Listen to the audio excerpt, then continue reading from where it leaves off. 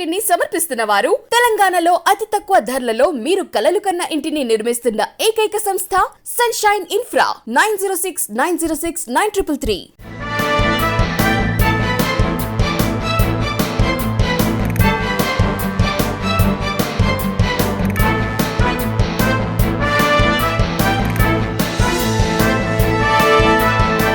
Welcome to V3 news. లక్ష్యం సమాజహితం. నేను Saritha. Bulletin లో ముందుగా హెడ్లైన్స్. కుప్పంలో పెరిగిన ఎన్నికల హీట్. మంత్రి పెద్దిరెడ్డి చంద్రబాబు మధ్య మాటల యుద్ధం.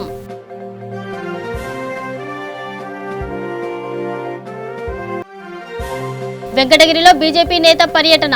రాష్ట్రం అప్పుల కుప్పగా మారిందన్న పురంధేశ్వరి.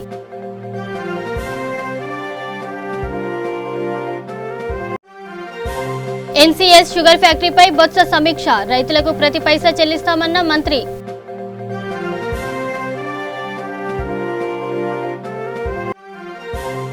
విశాఖలో విద్యుత్ లైన్మెన్ హత్య. కలెక్టరేట్ ఎదుట కుటుంబీకులు ధర్నా.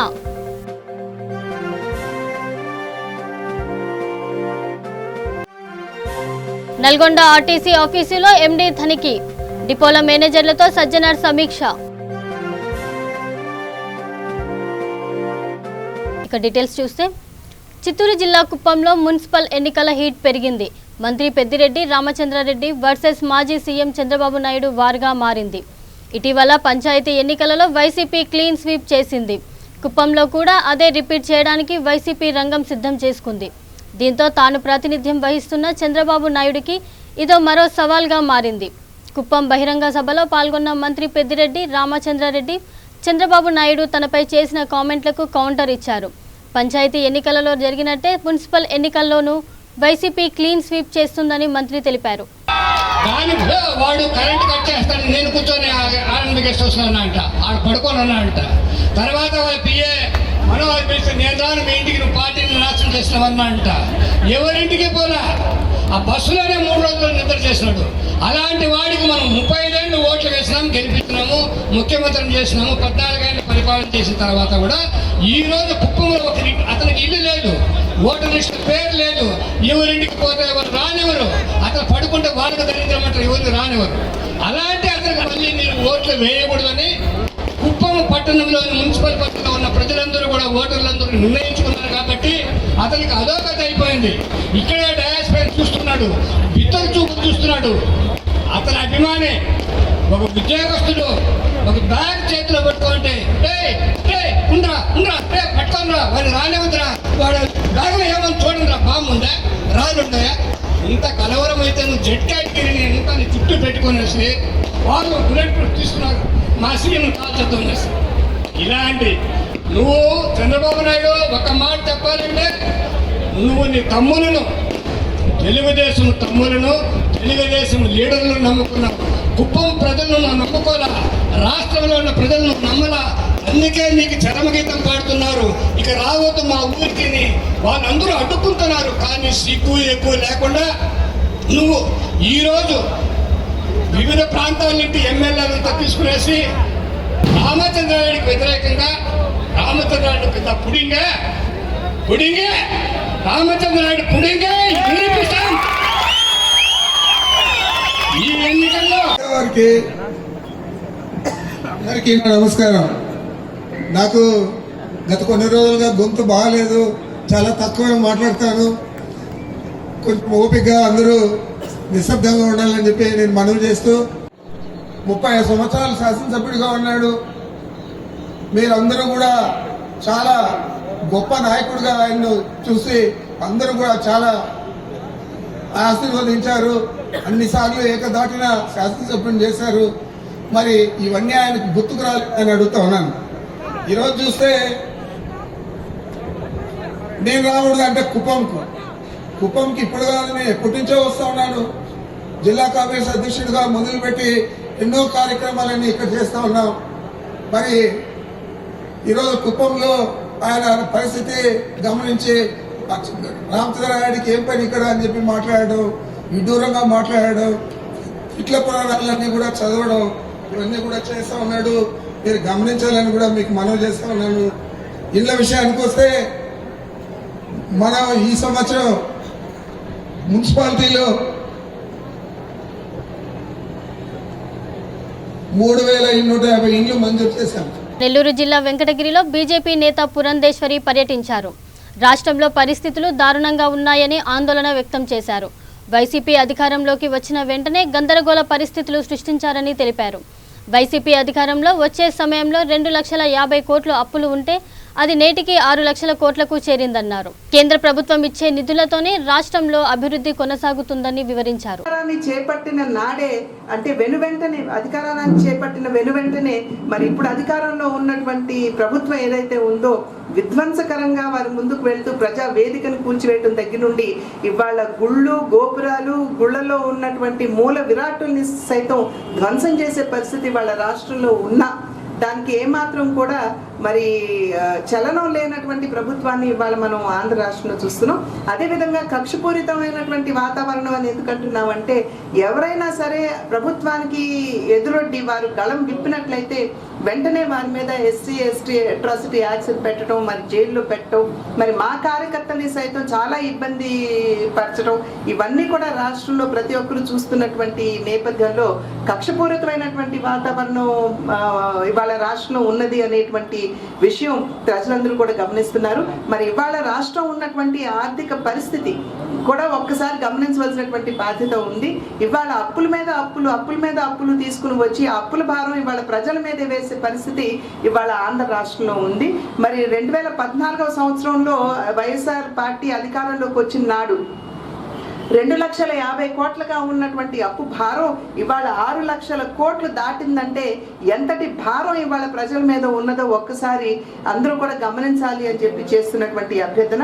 పోనీ కొత్తగా ఏమన్నా ఆర్థిక వెసులుబాటుని వెతుక్కుంటూ ఆర్థిక వనరుల్ని పెంచుకునేటువంటి ఒక విషయం మీద దృష్టి సారిస్తున్నారా అంటే ఆ విషయాల మీద దృష్టి సారించకుండా ఇందాక చెప్పినట్లుగా విద్వేషాలని ప్రచురింపజేసే రాజకీయాలకు మాత్రం ఇవాళ పార్టీ ప్రభుత్వం పరిమితం అవుతున్నటువంటి నేపథ్యం. ఇవాళ కొత్త పెట్టుబడులు రాష్ట్రంలోకి వచ్చేటువంటి పరిస్థితి మన ఆంధ్ర రాష్ట్రంలో శూన్యం అని చెప్పి మనం అందరం కూడా గుర్తించాలి. ఇవాళ కొత్త పెట్టుబడులు రానటువంటి సందర్భంలో, కొత్త పరిశ్రమలు రానటువంటి సందర్భంలో మన బిడ్డలకి సైతం ఇవాళ ఉపాధి అవకాశాలు లేనటువంటి పరిస్థితి.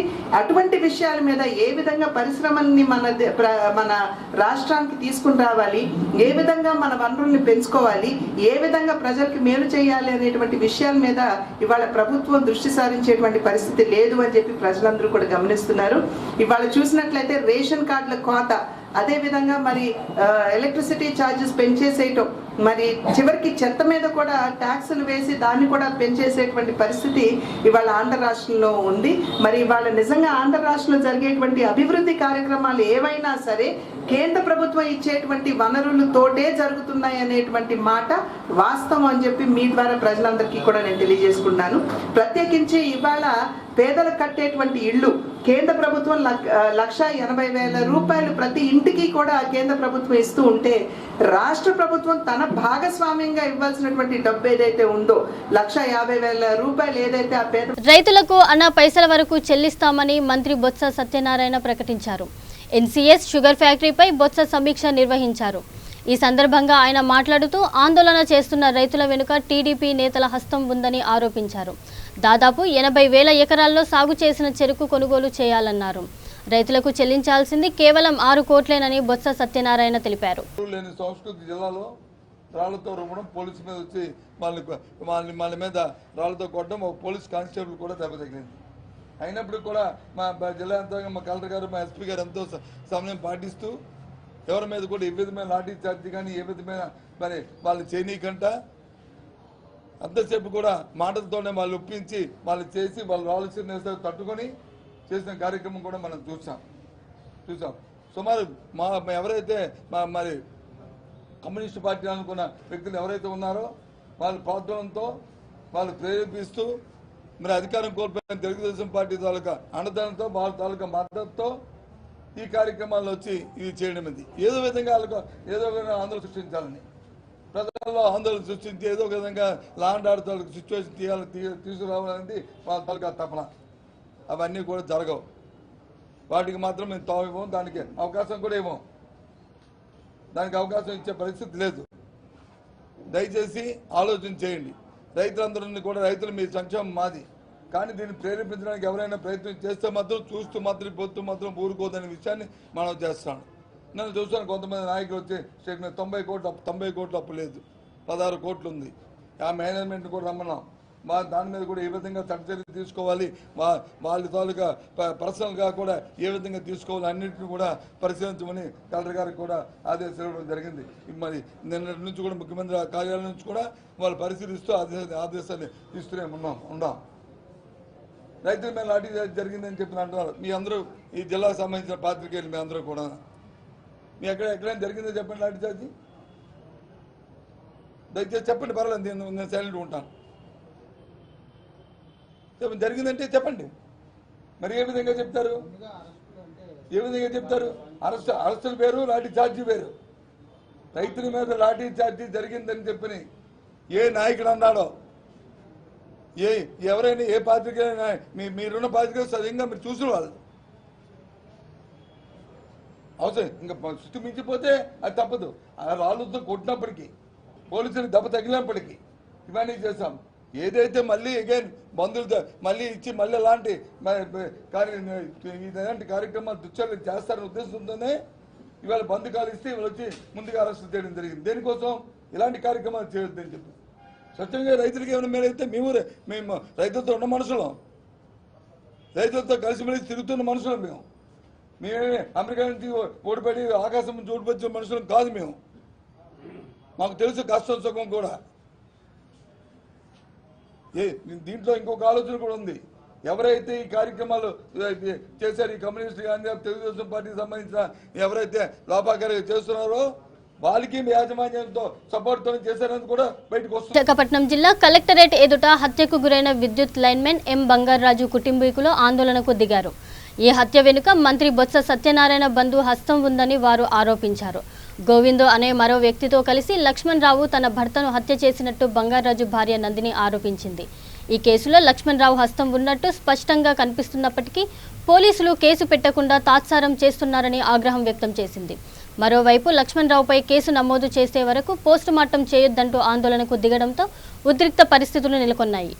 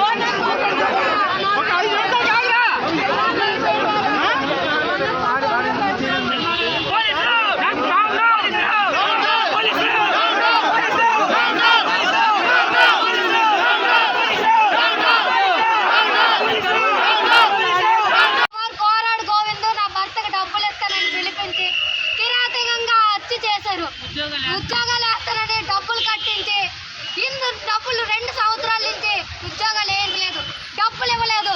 డబ్బులు ఇస్తే నల్గొండ జిల్లా కేంద్రంలోని ఆర్టీసీ రీజియన్ కార్యాలయాన్ని ఆ సంస్థ ఎండీ సజ్జనార్ తనిఖీ చేశారు.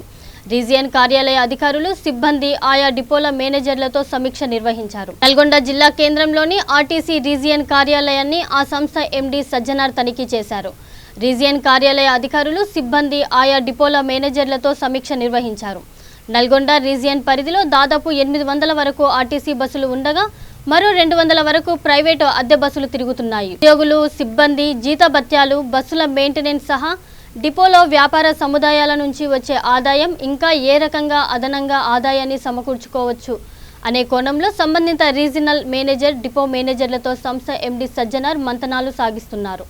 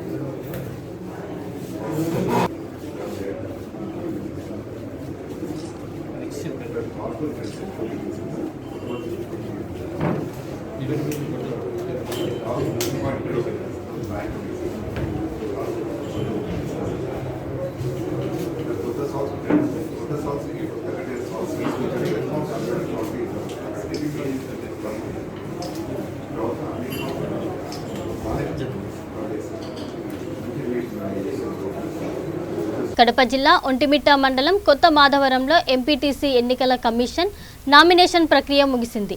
ఎంపీటీసీ శాంతికుమారి మరణంతో ఖాళీ అయిన స్థానాన్ని భర్తీ చేసేందుకు ఎన్నికల కమిషన్ నామినేషన్ ప్రక్రియ చేపట్టింది.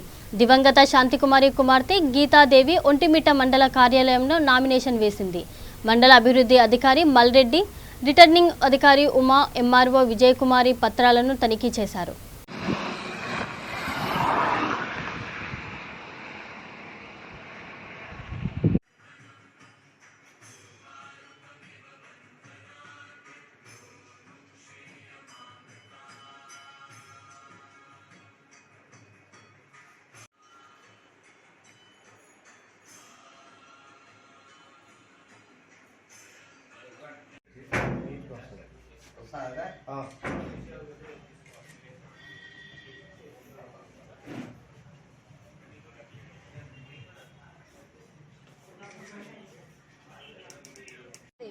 నేను ఒంటిమిట్ట మండలం కొత్త మాధవరం గ్రామ పంచాయతీ తరఫున ఎంపీటీసీ అభ్యర్థిగా పోటీ చేయడానికి వచ్చాను. గతంలో మా అమ్మ అనారోగ్య కారణంగా స్వర్గస్థులయ్యారు. ఆ కారణం చేత ఎంపీటీసీ ఖాళీ పడినందువలన మా పెద్దవాళ్ళు అందరూ మండల గ్రామ పంచాయతీ వాళ్ళు, అనంతరామయ్య గారు, మండల నాయకులందరూ, ఎమ్మెల్యే గారు సహకారంతో నేను ఈరోజు వైఎస్ఆర్ కాంగ్రెస్ పార్టీ తరఫున పోటీ చేయడానికి సిద్ధపడ్డాను. నాకు నామినేషన్ వేయడానికి సహకరించిన పెద్దవాళ్ళు అందరికీ కృతజ్ఞతలు.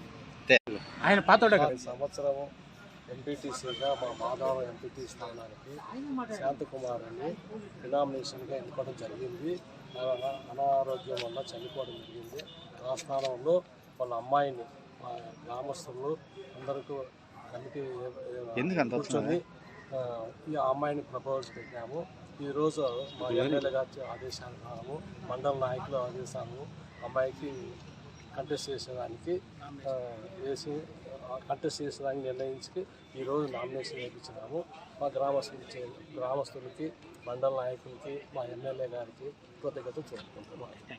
ఇక కృష్ణా జిల్లాలో సంచలనం సృష్టించిన మహిళా కానిస్టేబుల్ ప్రశాంతి ఆత్మహత్య కేసులో విచారణ కొనసాగుతుందని మచిలీపట్నం డీఎస్పీ మాసుబ్ బాషా తెలిపారు. సోమవారం గ్రామానికి చెందిన ప్రశాంతి 2018 బ్యాచ్ ఉమెన్ కానిస్టేబుల్గా ఎంపికై మచిలీపట్నంలో విధులు నిర్వర్తిస్తోంది. గత 2 రోజుల క్రితం ఆమె ఆత్మహత్య చేసుకుంది. ఆమె తల్లిదండ్రుల ఫిర్యాదుతో పోలీసులు కేసు నమోదు చేశారు. ఇప్పటికే పలువురు అనుమానితులను విచారించగా ఆమె ఆత్మహత్యకు గల కారణాలు తెలియరాలేదు. అన్ని కోణాల్లో కేసును దర్యాప్తు చేస్తున్నామని డీఎస్పీ తెలిపారు. రెడీగా అందరికీ నమస్కారం అండి. నిన్న ఉదయం AR women PC Shri Jallepalli Prashanti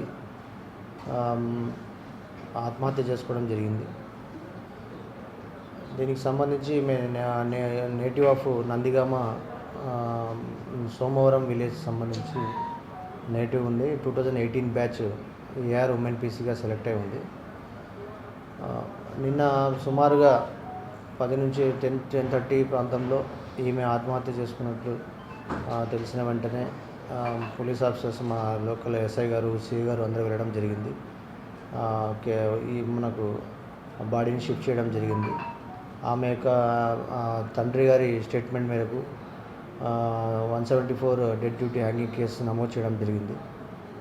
ఈమె చావుకు గల కారణాలు ఏమున్నాయి, ఏ పరిస్థితుల్లో ఈమె ఆత్మహత్య చేసుకుంది, వీటన్నిటి మీద విచారణ కొనసాగుతుంది.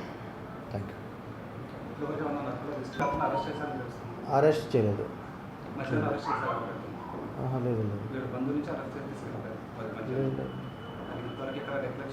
లేదండి, అరెస్ట్ చేయలేదు. ఎవరిని అరెస్ట్ చేయలేదు. విచారణ క్రమంలో కొన్ని మా డౌట్స్ వస్తాయి కదా. ఇప్పుడు మనము విచారించేటప్పుడు కొన్ని విషయాలు వచ్చిన దాన్ని బట్టి మేము అన్నీ ట్రాక్ చేసుకుంటూ వెళ్తాము. ఎందుకు జరిగింది, ఫ్యామిలీ పరంగా ఏమైనా ఇబ్బంది ఉందా, వ్యక్తిగతంగా ఏమైనా ఇబ్బంది ఉందా, ఆమెకి ఇంకా ఎవరైనా ఎటువంటి వేరే పర్సనల్ కారణాలు ఏమైనా ఉన్నాయా, ఈ వ్యక్తిగత కారణాలు ఏమైనా ఉన్నాయా, ఇవన్నీ మనం అనలైజ్ చేసుకుంటాము. అనలైజ్ చేసుకునే క్రమంలో చాలామందిని విచారించాల్సి వస్తుంది. ఆ క్రమంలో కొంతమందిని విచారించడం జరిగింది. ఇంకా మేము మాకు ఇంకా ఒక నిశ్చితమైన అవగాహన కానీ కంక్లూజన్ కానీ ఒక కరెక్ట్గా ఇది కానీ రాలేదు. ఇది క్లియర్ కేస్ ఆఫ్ హ్యాంగింగ్. మీకు అది అతను లేదు అదుపులో ఎవరు తీసుకోలేదు. విచారణ క్రమంలో ఏదైనా అడుగుతుండొచ్చు. రత్నాకర్ అతని పేరు. మీరు చూసినా మేము చాలామందిని విచారించాము. ఆ క్రమంలో రత్నాకర్ అని అతను సేమ్ అక్కడే పక్కనే ఏం విలేజ్ అది, రుద్రవరం సంథింగ్ ఉంటుంది, నందిగామ దగ్గర. ఆ విలేజ్ చెందినవాడే, సేమ్ క్యాస్ట్. తర్వాత మ్యారేజ్ సంబంధించి కూడా వాళ్ళిద్దరి మధ్య ఆ పెద్ద మనుషులు వాళ్ళకి మ్యారేజ్ చేయాలని డిసైడ్ అయ్యారు.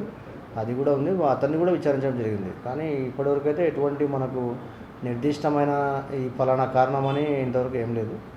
ఒకటైతే క్లియర్ కేస్ ఆఫ్ ఆమె హ్యాంగింగ్ చేసుకోవడం జరిగింది. కడప జిల్లా రాజంపేట మున్సిపాలిటీ ఎన్నికలకు నామినేషన్ల ప్రక్రియ చివరి రోజున తెలుగుదేశం పార్టీ కార్యాలయం అభ్యర్థులతో కోలాహలంగా మారింది. సమయం లేకపోవడంతో వెంటనే అధికారులకు పత్రాలు అందజేశారు. పోటీ చేస్తున్న అభ్యర్థులందరూ నామినేషన్ పత్రాలను ఎన్నిక అధికారులకు సమర్పించారు.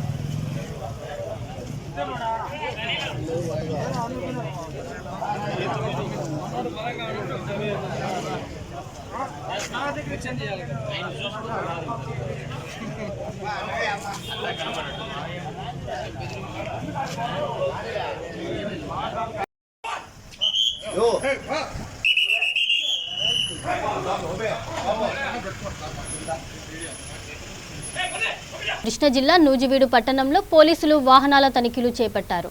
ఎస్ఐ రామకృష్ణ నెంబర్ ప్లేట్లు లేని, రికార్డులు లేని వాహనాలు సీజ్ చేసి పట్టణ పోలీస్ స్టేషన్కు తరలించారు. మాస్కులు లేకుండా, హెల్మెట్లు లేకుండా వెళ్తున్న వాహనదారులకు జరిమానా విధించారు. ఎవరైనా నిబంధనలు అతిక్రమిస్తే చర్యలు తప్పవని ఎస్ఐ హెచ్చరించారు.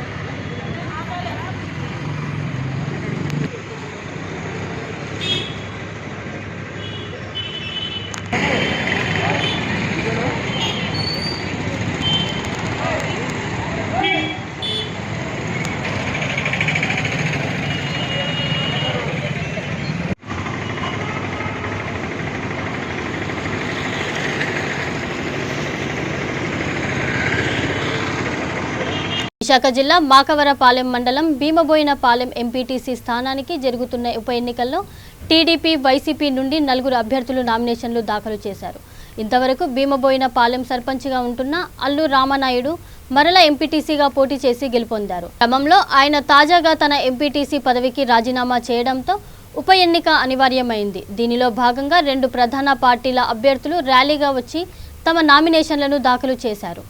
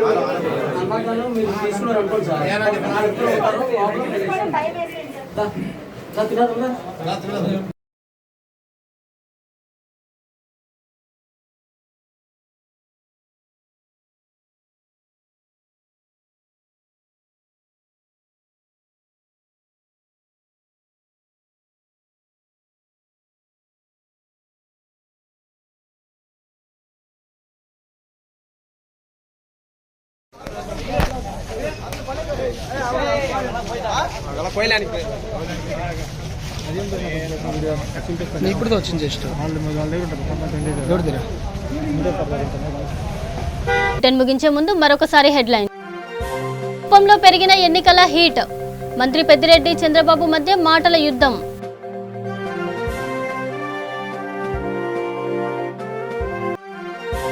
వెంకటగిరిలో బీజేపీ నేత పర్యటన. రాష్ట్రం అప్పుల కుప్పగా మారిందన్న పురంధేశ్వరి.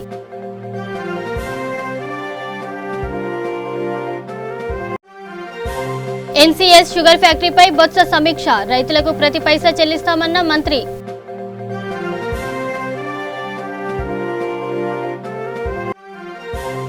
విశాఖలో విద్యుత్ లైన్మెన్ హత్య. కలెక్టరేట్ ఎదుట కుటుంబీకులు ధర్నా.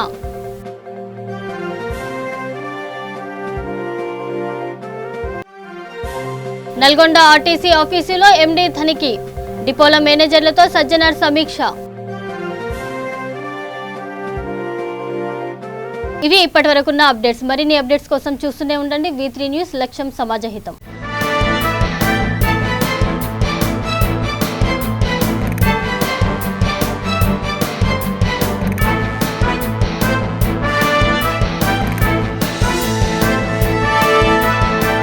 ఈ బులెటిన్ ని సమర్పించిన వారు తెలంగాణలో అతి తక్కువ ధరలలో మీరు కలలు కన్న ఇంటిని నిర్మిస్తున్న ఏకైక సంస్థ సన్షైన్ ఇన్ఫ్రా. 9069069333.